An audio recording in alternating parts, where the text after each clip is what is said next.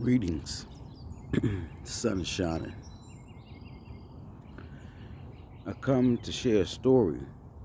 I had the opportunity to travel and officiate the union between souls meeting once again on this plane to share some time and space as they travel through Earth.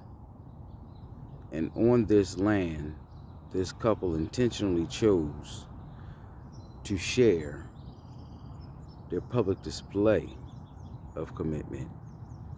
They made us aware that it is here, Maryland, in Cambridge, Maryland to be exact. The Piscataway, Nanticoke, and Choptank peoples have maintained the land since time immemorial, is what I was taught.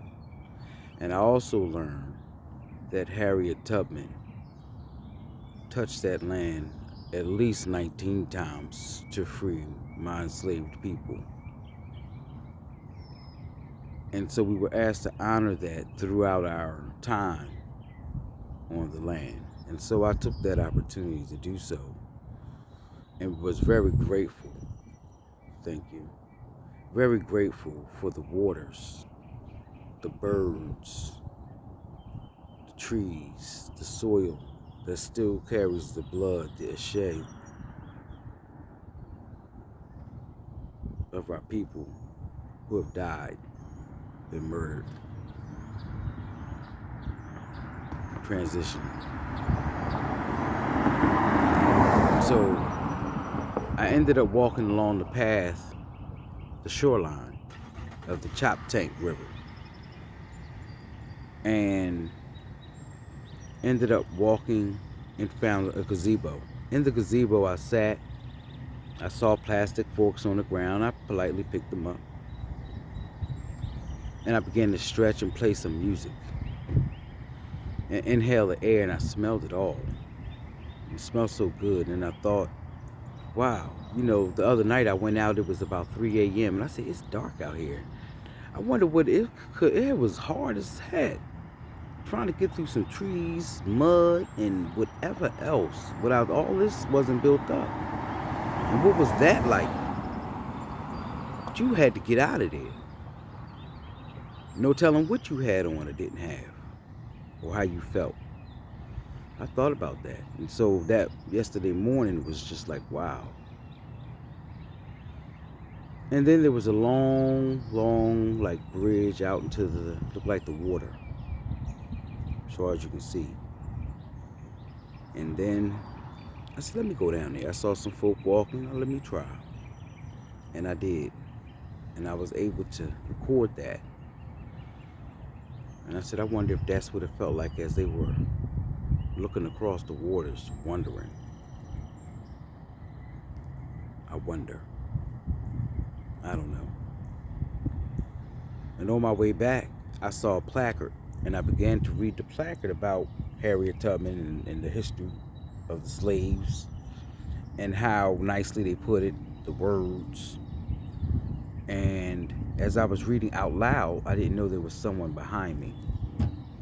And they were listening to me read. And when I came around, like they walked up a little and they said, oh, wow, thank you so much for reading that out loud. Thank you so much for reading that out loud. We need to lift up our ancestors. We need to call on their names. Call on their names. Call on them. They're right here. And we stood there for about 45 minutes and had church. It was good. I mean, we talked about her mom and her traveling, her sisters and her traveling. They had been to Rhode Island and everything. Talking about the slave trade and how deep it was up there, the ports and things. And so really, and having the opportunity to do these things and see these historical things as they get rid of and try to erase these things, the others. And it's important to know that you cannot erase it, no matter what you do. So we got into that conversation, and it was really, really good. And then their sister had called in, and they were talking about, the interaction we were having. And good morning. all right interaction we were having. And she said, what's your name? I said, and I gave her my name. And she said, you? I said, I told her where I was originally from. She said, yeah, me too. Well, I was born in this place, but this is where I was raised. I said, same thing for one of my family members.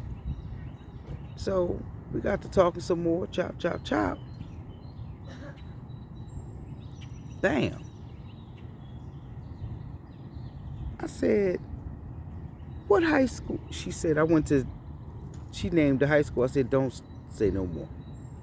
Don't say no more, lady. And I walked off. I walked off because I knew what was coming. And what was coming was she was about to tell me something the spirit had already spoke into me at that moment. And she told me the high school she went to. I said, that's the same high school my father went to. And she put one and one. She said his name. And when she said his name, it rolled off her lips with a heart.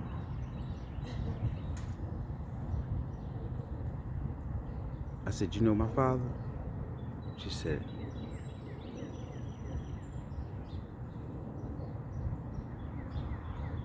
and then she told me about his football career and where he lived.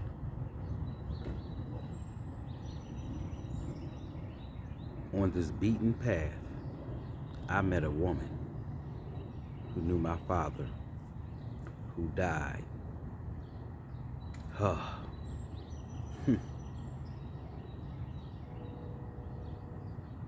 12 years ago almost, 11 to 12 years ago, on this beaten path, on that sacred ground. And a little later, lo and behold, her sister was walking right by me and notified and identified me right away and said his name again. And then she sent me a picture of her and her other sister or friend. And she knew him too. And I stayed in the Harriet Tubman dormitory.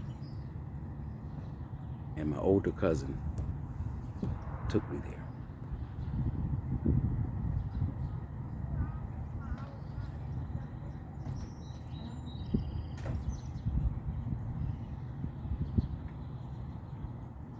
It's a beautiful thing.